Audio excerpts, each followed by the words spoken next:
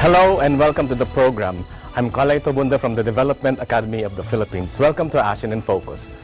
For today's episode, we'll look deeper into the Philippine-Russia relations.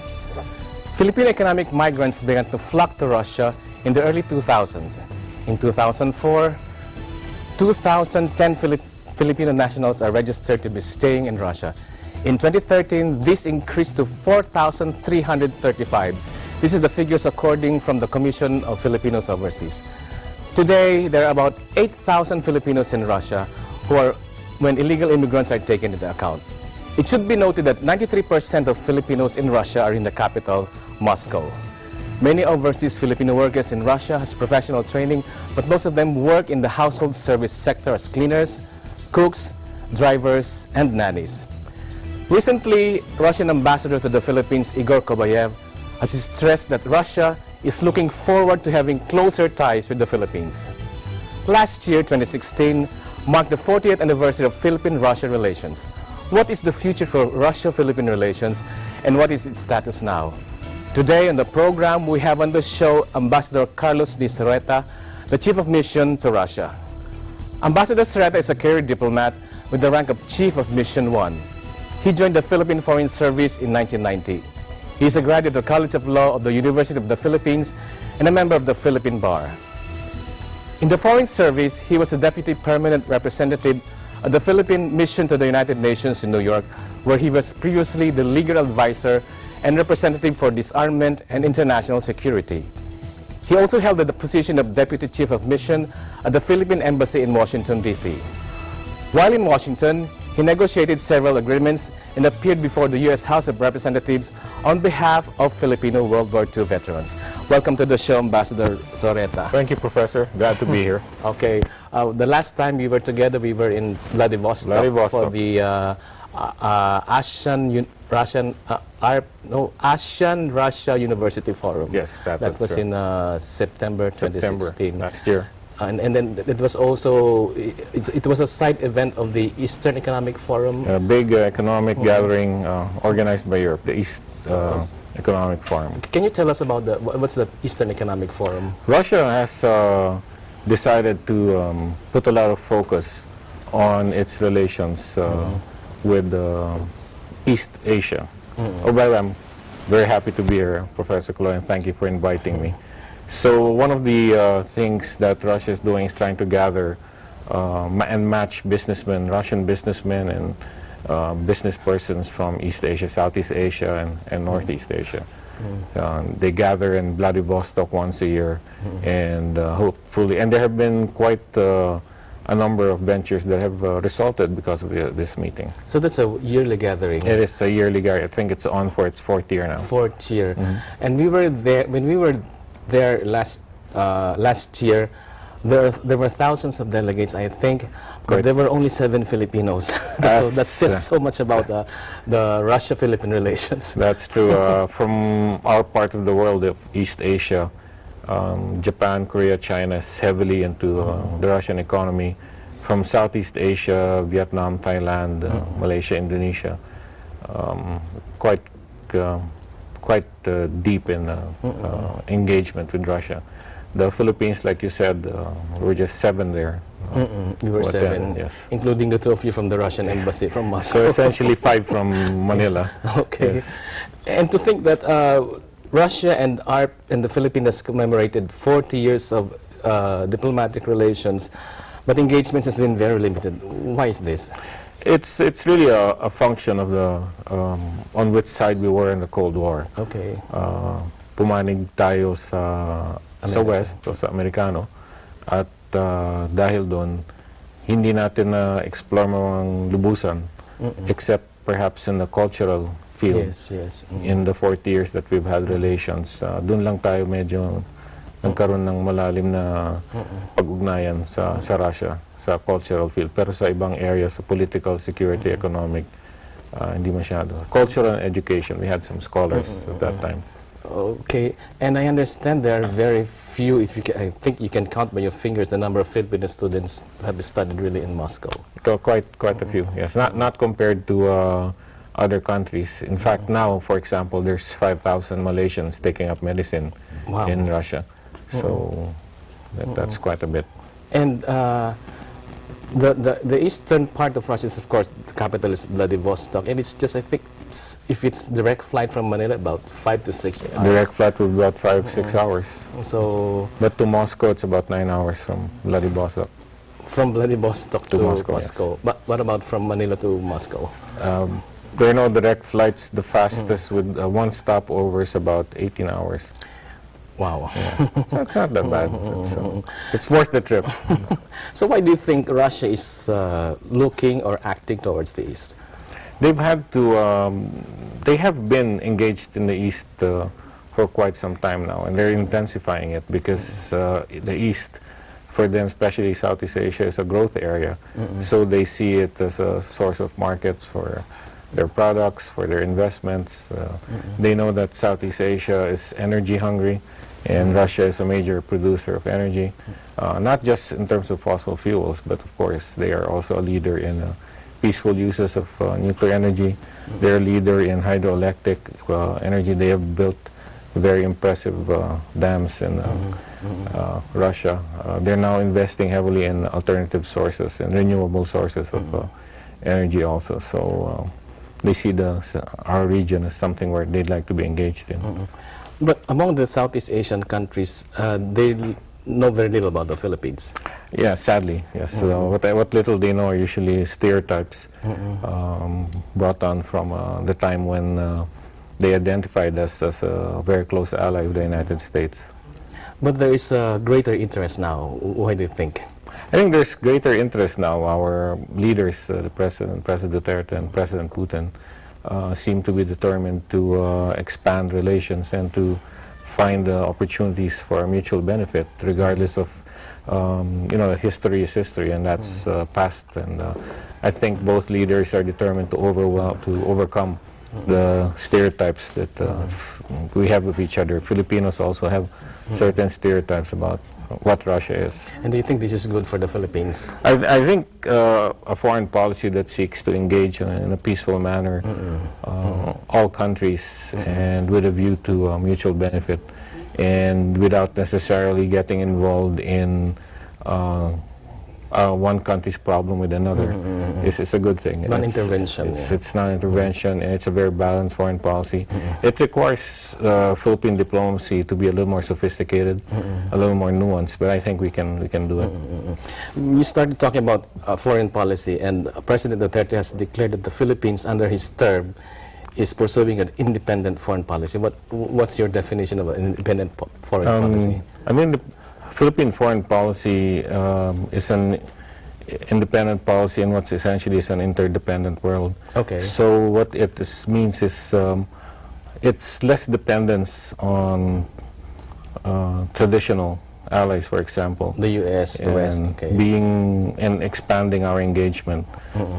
So it's truly balancing out our interests. So we're not putting all our eggs in one basket. It's a basket that's, and it's driven, essentially the value of an independent foreign policy is that driven by our national interests, not necessarily subservient to the interests of other countries. So you think it's really, for our benefit, if we really move closer towards Russia? Yes, moving closer to the Russia, that is never to the exclusion of relations with others or to compromise. It need not compromise our existing strategic partners or other partners. So it can be done, I think. So how is the Department of Foreign Affairs, configuring its, its actions towards this? There's no structural changes. We're still keeping the structure the way it is, and I think it's well suited for our diplomats are professionals. They have great experience. They are advancing this independent foreign policy agenda quite well. Russia is such a huge country, It's and a huge our country. embassy is in Moscow. It's in Moscow. Where the majority of Filipinos are also. Do we have other missions somewhere else in Russia? No, we don't have. We have an honorary consul in St. Petersburg, which is on the Moscow side, and we also have an honorary consul in Vladivostok. These are Russian. Oh, so they're not Filipinos. No, they're not. How can you be an honorary consul, by the way, if you're not a citizen of the country you're representing? The practice of honorary consuls is quite well established in diplomacy. You look for a very respectable leader in the community. Okay. And there has to be some ties with the Philippines and a genuine interest to serve Filipinos. And generally, how do Russians view Filipinos? Generally, we're still emerging from some of the stereotypes that they've had of us.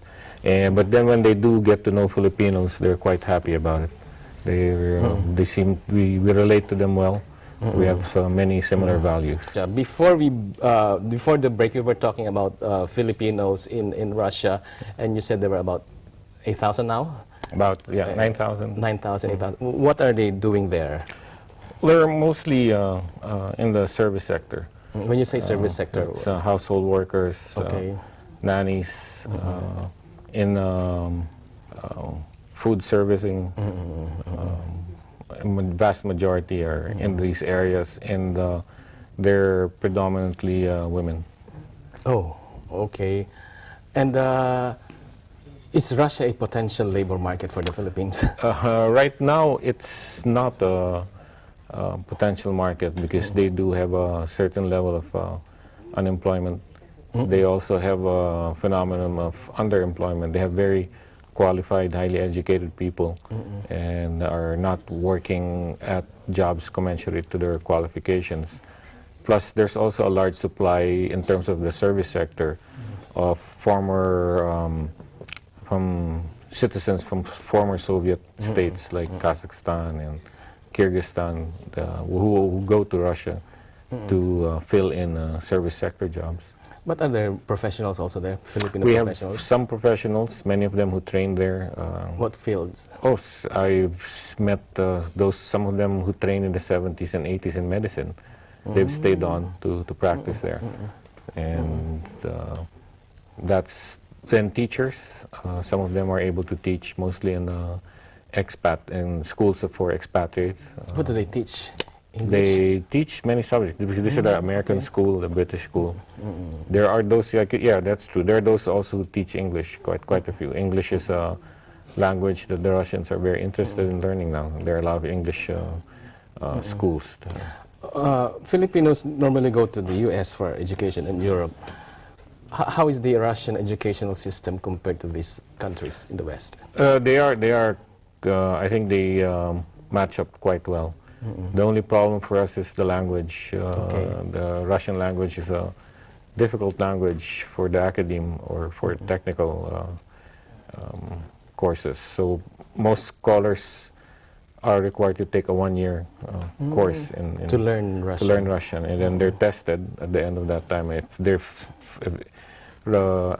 they are able to earn a degree in Russian, then they continue.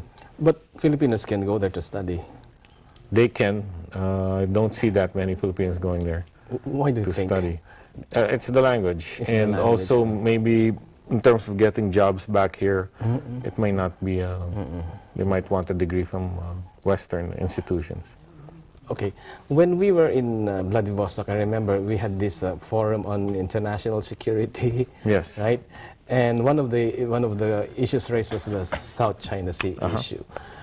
Where is Russia in the South China Sea issue? The South China Sea for Russia is very important because a large part of Russia faces, although it's in the northeast part, it does face South China Sea. Many of the products of eastern Russia, particularly in hydrocarbons, pass through the South China Sea. And Russia also views the region as, like I said, very important for economic engagement, and they want peace in the region. So there are two dimensions to their policy in the South China Sea. One is they want it to be solved in a peaceful manner. Okay. And secondly is they take no sides on the dispute. I remember I asked one of the Russian speakers there, if push comes to shove, where will Russia side? You might have to ask the Russians. Yeah. Push comes to shove, I think they will I'm hoping that they will side with the importance of solving things in accordance with international law. When you say they're acting neutral, don't they? I heard they're engaged with some military exercises with China, but it's not in the South China Sea. It's more in the Eastern Sea. Their exercises are their joint exercises. They're not, and if you look at the content, it's not to not a show of force. It's not a show of force. It's also not designed for a mutual defense kind of thing. It's really just to develop goodwill. So it's not like they're having joint exercises against the Philippines or against any other country. One thing about the Russians, especially for Filipinos, we tend to look at Russians as, you know, very stiff, very stoic, and that's maybe the reason why the relationship is not that warm. It has not been that warm. Do you think? What can you say about this? I think there's a lot of stereotypes about Russians, not just from the Philippines, but it's a function, I guess, of Hollywood. Many movies. Yeah, the James Bond villains are mostly Russians. From our generation, James Bond villains were many were Russians, and then even the younger generation, when they watch like the Avenger movies or Iron Man, there's a Russian villain behind every tree. And even younger generations, the video games, whether it's Call of Duty, Battlefield, there's some Russian general hiding, ready to wreak havoc. So in order for Russia to be more, quote-unquote, friendly to the Filipinos, there's a need for some sort of a charm offensive. Do you think the Russians are ready for this? I think what we're trying to do is increase people-to-people contact. We try to bring as many Russians as we can to the Philippines so that they can understand us better, and also try to have exchanges, for example, at academic level, cultural level. We're doing that. We're introducing Russians to Philippine culture. The embassy has many activities. We're introducing them to Philippine cuisine, and of course we're promoting the Philippines very heavily as a tourist destination. The Russians travel a lot. They're one of the top per capita spenders as tourists, particularly because of the long winter season. They spend, many of them travel to warmer climates. But still very few come here to the Philippines. Very few. We get less than 30,000, while for Thailand gets over 1 million. Wow. So as the ambassador to Russia, what's your vision for the RP-Russia relations? Well, taking off from the people-to-people exchange, we really need to increase this. Efforts to bring Russians to the Philippines have to be redoubled.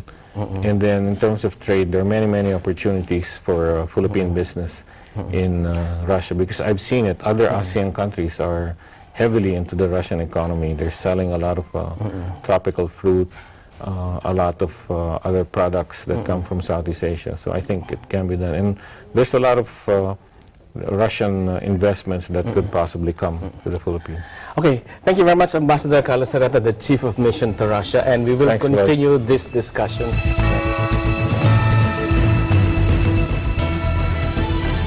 Okay, earlier we were talking about investments from Russia to the Philippines, and actually the Asian Studies Center here in New Era University is being contacted by the Asian Center from MGIMO in Moscow, and we are in the midst of preparation for the visit of Russian businessmen here in the Philippines. What are the possible business ventures the Russians can enter into with Philippine businessmen? It's first of all, I think it's very important to emphasize that as a growing economy, for the Philippines to sustain its growth, we need to diversify our economic engagement. We need to stay with our traditional economic partners, but we need to widen the horizon of our engagement. And a big aspect of that is engaging Russia economically. Now, in terms of investment, Russia is interested in investing in our infrastructure. They have a lot of experience, for example, in building railroads and bridges. and bridges. The first time I saw those bridges in Vladivostok. Wow. It's, as you know, Russia is a very big country. They had to learn to build railroads very early, and they had to build them very. They had to build very sturdy railroads. They're also they're experts at constructing railroads and roads under harsh conditions. Yes. Through whether it's through the frozen tundras of Siberia or the deserts in south near Gobi, they've had to link up the country through road infrastructure. The other investments they want to do here in the Philippines is in terms of energy. Energy, okay. The other is they're very interested in helping us develop refining capabilities for our for mines, for our not for our metals. Metals, okay. We, for example, were a leader in extracting metals, but we export them as ore. We don't go higher in the value chain, and refining will allow us to put a step forward in industrialization, create more jobs and higher value jobs. The other thing I know the Russians are interested in is investing in our tourism facilities. It's because in many countries where Russians go, many of the resorts are run or invested in heavily by the Russians. Another aspect is they want to invest in our agricultural sector also. So do you think, how ready are the Philippine business people in dealing with Russians? I think our businessmen, they see an opportunity, they'll be ready for it. But there's still much that our businessmen have to learn about Russia. First of all, they have to learn not to fear engaging Russia. I think that's a key, so it's a key issue here. Building that necessary confidence is important. And I think we're moving in the right direction because we've set up formal structures for economic discussion, economic engagements, and the private sector has been very much involved from both Russia and the Philippines. What's this formal structure you're talking about? We have an agreement, we signed an agreement with Russia in November 2015 to establish what's called a Russia-Philippines Joint Commission on Economic. This is under your term already? Yes. Joint Commission on Trade and Economic Cooperation. It's to be chaired by the Vice Minister rank. People on our side, it's chaired by Under Secretary Severo Rodolfo. Okay. And on the Russian side, it's chaired by Deputy Minister Chubulsky. And they met about 2 weeks ago here in Manila as chairs. The commission itself hasn't met yet. That will happen in April, maybe in Cebu. But they had a preliminary meeting, the two chairs, and they had large delegations from government and large delegations from private sector. And I think, and they issued a joint statement which actually contains very, very encouraging developments. So it's basically still in the negotiation stage, or has there been any investment already? It's still under, there are some existing investments, very small. But the bigger investments in trade engagement, I believe, will happen soon, perhaps after the JCTEC meets in April. Okay, so we're talking about this Russian mission in March to be brought by ASEAN and GMO. What do the Filipino businessmen have to watch out for? There's Russia's very interested in our part of the world. They see it as a growth area, and they want to get in on the ground floor. In the region, like I've said, they're heavily into our other ASEAN partners. I think they may have inadvertently bypassed the Philippines. Yes, it's so sad. It's a bit sad. So if you just look at how deeply they're engaged in other countries in the region, you will also see that these are the potentials for us. Well, one of the issues raised during my discussions with some members of the Philippine Chamber of Commerce and Industry when I talked about this Russian mission, one of the questions was, Do the Russians have a counterpart of something like World Bank or AIIB, ASEAN? They have a export-import bank, and they just reinvigorated it, changed the name, and restructured it, and it will finance Russian investments. So there's financing. There is financing, but of course Filipino businessmen have to show that the partnership will be profitable for both. They're not coming here for charity or just simply on goodwill. Although there's a lot of goodwill developing. The engagement has to be mutually beneficial for both sides. You were talking about this Russia-Philippines Joint Commission on Trade and Economic Cooperation. The Philippines is not necessarily known to be quote-unquote investments friendly because of some of our policies are not really friendly to foreigners. So is this commission doing anything to lighten up some of the requirements? The commission's one of the objectives of the commission is to develop better understanding of each other's business practices, each other's regulatory regimes, and I think we're doing a good job of that.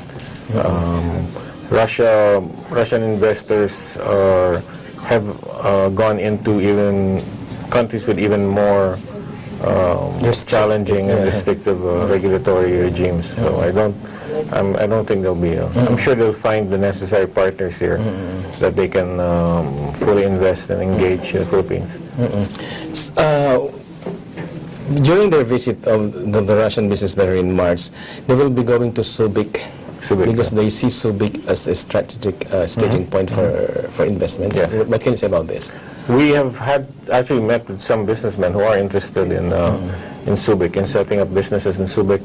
I also had a meeting with with the biggest cargo company in Russia, and they are interested in looking at both Clark and Subic as a hub, because one thing that Russia has is it has excellent.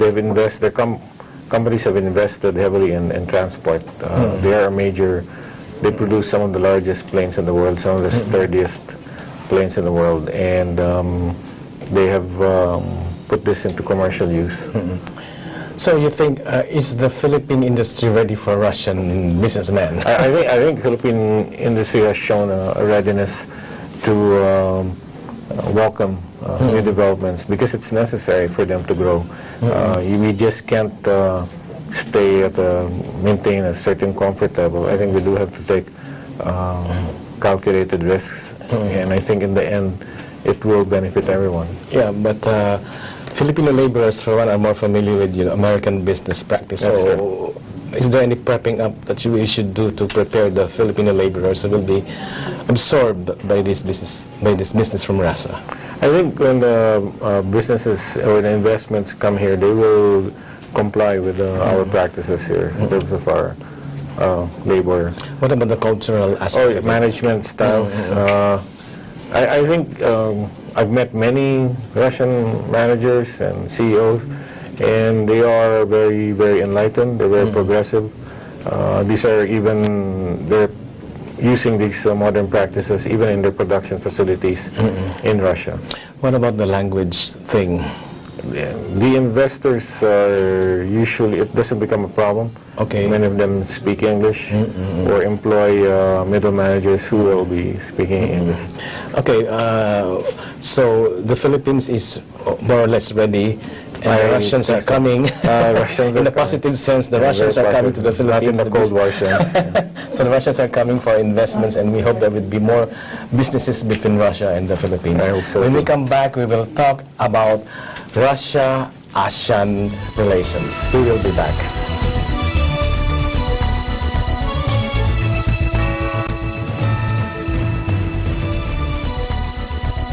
Okay, we're back with our interview with Ambassador Carlos Zareta, our ambassador to Russia. Ambassador Carlos, we both have the same names. Call me King. King, okay. My parents named me King. Okay. The Philippines is hosting ASEAN now, and Russia is a dialogue partner of ASEAN. So what can you say about Russia-ASEAN relations? You know, Russia, President Putin has placed a very great importance in Russia-ASEAN relations to the point that last year he hosted a summit between ASEAN leaders and Mr. Putin in Sochi, in May. And this was because it was also to commemorate 20 years of dialogue relations with ASEAN. So Russia is quite determined to engage ASEAN economically and in terms of humanitarian projects, social projects. Yeah, that's true. Can you enlighten our viewers about what's this dialogue relationship? ASEAN, what is a dialogue relationship? Yeah, ASEAN is composed of the 10 ASEAN member states. And what happened is they decided that as a group they will engage the world, and they started engaging at first the immediate neighbors, the ASEAN plus 3, China, Korea, Japan. Okay. And then started engaging the major powers, US first, Russia a little later, because they have to sign the treaty of and then they have projects that promote relations between ASEAN and their countries and promote mutual interests. A lot of the projects deal with promoting trade, protecting the environment, promoting better health care, financing, many of the things that make life better for all the countries. Generally, how do you think Russians look at ASEAN? Because at least this is the impression I got when I was in Vladivostok. Russia is really, Western focused. Russia. ASEAN. Russia. Do you think that's still true up to date? Oh, in terms of policy, well, up to now, Russia needs to focus on the West because of what's happening in Europe and developments in NATO. But they are, like I said, they're very much interested in engaging ASEAN. And in terms of how Russia looks at ASEAN, I think we're a little, in terms of the ASEAN countries, the Philippines might be a little on the tail end of, because Russia has very deep relations with Vietnam, Laos, Cambodia, and deep economic ties with Thailand, Malaysia, and even Vietnam and Indonesia. So that really leaves out the Philippines. And in Singapore, there's quite a number of Russian large business interests who have their headquarters in Singapore. So the reason we said earlier is still the result of the Cold War conflict. Yes, it's really reverberations of the remaining of the Cold War. Do you think there's I cannot say renewed interest in the Philippines because there's really not really much interest to begin with. No. So what are they trying to do to cope up, apart from the catch up? Both countries want to base their relations on a clear legal framework, meaning for every area of cooperation we're going to have an agreement. So we're negotiating a number of agreements for cooperation in many different fields, whether it's energy, education, agriculture, even in terms of fighting crime. And also we're negotiating defense agreements. So this will create the framework for our future relations. It's really the relationship between Philippines and Russia. Up to now, many Filipinos still look at Russia as a country from another planet. Yes, it's sadly true. So sadly, so there has to be, as we mentioned earlier, there has to be a charm offensive of some sort. Do you know of any activity, any plans by Russia to really embark on a charm offensive? One of the things Russia is doing is trying to promote its language with the Filipinos. So they set up a cultural center in Cebu, and where they're teaching Russian language. Okay. They have also funded an ASEAN Russian language program in Cebu, in Cambodia, where they're bringing ASEAN parties there, including the Philippines, to learn about Russian language. The other thing is they are also heavily into promoting their history and their culture. We have an agreement with them where they're supposed to have days of Russian culture here, And I think they did have it. They sent artists and performers. When you say culture, do you think what is common among between Russian culture and Asian culture? Can you see any commonality between them? Yes, it's Russian culture is very deep. It's in terms of its civilization, it's one of the oldest in Europe, and they have a very strong literary tradition, musical tradition, artistry, even up to now. Yes. Even in the performing arts, dance or piano or ballet. And that kind of artistry, I think, exists in ASEAN countries. We're very artistic people. The other thing is, in terms of ASEAN and Russia, both sides have a very deep regard for faith. Religious. Yes, for believing in a although the Russians are, communists, and communists are, are seen by common people as, atheists. Is that true? Soviet Union banned religious practices. But now? Now the Russian Federation is open. If you go to Russia now, especially Moscow, you will see all the old churches open. They've refurbished them. During the Soviet times, these were converted into warehouses, into offices, and but now they're open. They're beautiful, and for Filipinos, when they go there, it's one of the things they enjoy. The churches. Okay, actually, I was. And I'll be saying this to you because the university is interested in offering Russian language, but we can't find an appropriate instructor. Can you? I think I can. Can you recommend somebody? I won't. I know a few. I won't mention the name now, but tell you later. Before you leave from Moscow, you have to give me the name and the contact number. So and I'm sure the embassy will be happy to give. Let's talk to the ambassador. I mean, Igor will surely want to. We do that all the time. Even in the Philippines, we teach Tagalog when we can. Okay. So in parting, what can you say about the future of Philippine-Russia relations? Well, I'm really glad that there are institutions like yourself who are very interested in Philippine-Russia relations and ASEAN-Russia relations. I think that's a right way of moving forward, getting our people to understand each other, and that we really should not fear each other, regardless of what you might watch in the movies or play in your video games. This is the real life. Real life is there's nothing to fear in real life. Flesh and blood. They want to engage the world just as we do. We want to do business. We want to learn from each other, and I think we need to proceed without that baggage. The baggage is caused by misunderstanding, by lack of knowledge, and programs like yourself, like this, and your institution go a long way to helping us understand each other. Okay, thank you very much. Thank you very much, Professor. Thank you for coming. Oh, yeah? Okay, this is ASEAN in Focus. I'm Kaloy Tabunda. Thank you very much for watching the show, and I'm on with 25.